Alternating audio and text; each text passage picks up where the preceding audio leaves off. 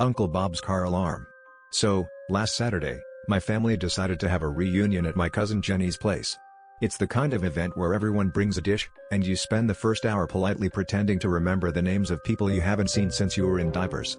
Everything was going as expected, with Aunt Linda's famous potato salad being the highlight of the conversation, until Uncle Bob, the family jokester, announced he'd like to share a new talent he'd recently discovered.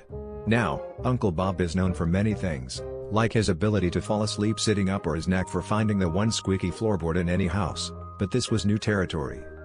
He stood up in the middle of the room, cleared his throat, and suddenly launched into a spot-on impersonation of a car alarm. When I say spot-on, I mean it had all the layers, the initial honk-honk, the whoop-whoop, even the chirp-chirp that only activates when you try to open the car with the wrong key. The performance was so convincing that we all stopped mid-bite, forks hovering in the air, unsure whether to applaud or call the police. The kids went nuts, of course, running around in circles shouting, "Uncle Bob is a robot!" Like it was the best thing since sliced bread.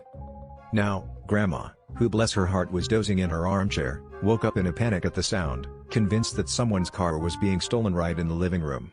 Without missing a beat, she shuffled over to Uncle Bob, muttering about those darn thieves, and started pressing his nose like she was trying to disarm him. Uncle Bob, ever the showman, didn't break character. Instead, he added a few new beeps and boops, escalating the scene into a full-on comedy sketch. Meanwhile, the rest of us were practically rolling on the floor, tears streaming down our faces. In the end, we managed to calm Grandma down and assure her that no, the neighborhood hadn't been overrun by car thieves, and yes, Uncle Bob was indeed still human. But the highlight of the night was when Grandpa, who had been watching the whole thing with a bemused expression, leaned over and said, "Well, I guess we finally found the alarm in the family."